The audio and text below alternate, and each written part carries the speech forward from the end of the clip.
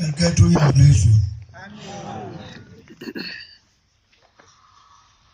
Ngalomzuzu usapho uNkulunkulu esimkhonzayo uyazi nezulu.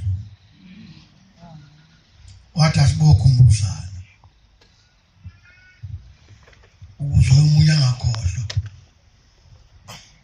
Inkinga ke soba khona ushukela noSawule. No-BP no-parafini. Sesiyakhohlwa kalula.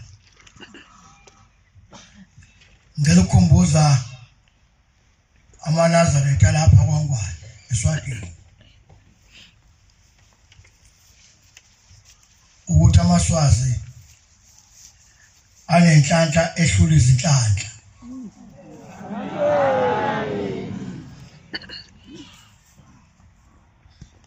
AmaSwati anengoma yawo.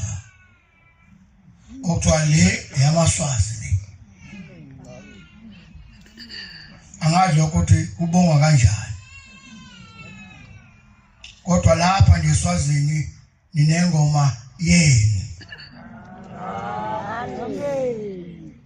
Ingoma yenu ithi Thixo ule langa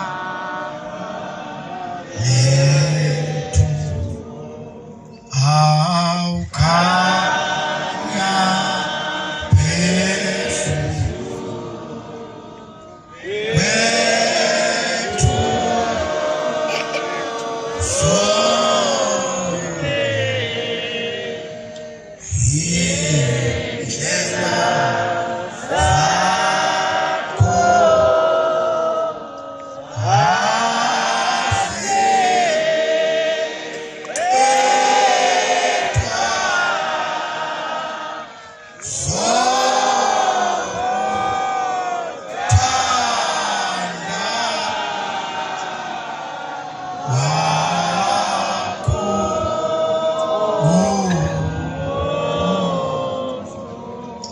Manga pengishabelelo siphethe 179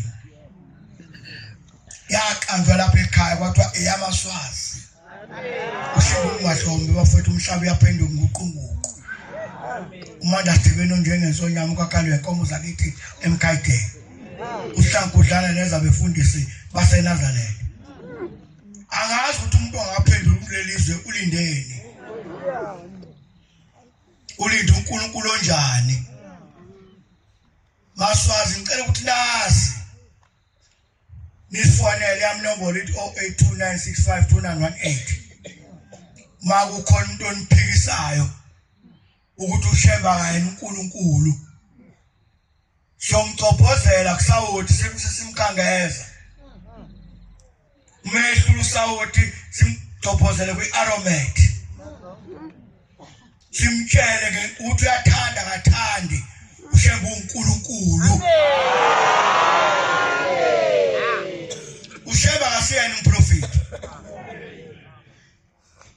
mawukhona umshumalo osabayo nomkhokhelo osabayo kulelizwe nomvangeli nomfundisi osaba ukutshela abantu bakulelizwe ukuthi asilandeli thina umprofeti ngeke sithi impunga shinje siliba le ndaba umprofeti uNkulunkulu ekhona ushemba uyazi khona indawo ebesiyikhuluma nabangakithi ngapha emampondweni omvubo nabefundisi bonke ebesiyikhuluma maSwazi siye sime ngomlenze owodwa bese kusuma umuntu omZulu nomswazi athi ngiyayikhetha inkosi yasePhakameni yokuthi kwake kwamenywa zonke inkolo la eSwazini kuzohlolwa ushembe amen abanye basenikhohlweni lokho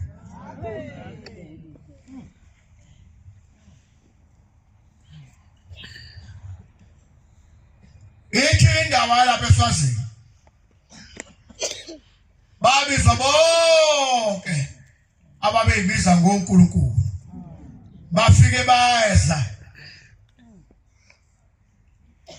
kwase kumisa inkomo wayesethusa inkosi umSwati yayisithi ukuze ngibone ukuthi uNkulunkulu bani nathi inkomo angifuni ihlatshwe singayihaphuza le ndaba sesibizwe ezulwini singayisheshisi sibizwe sonke befundisi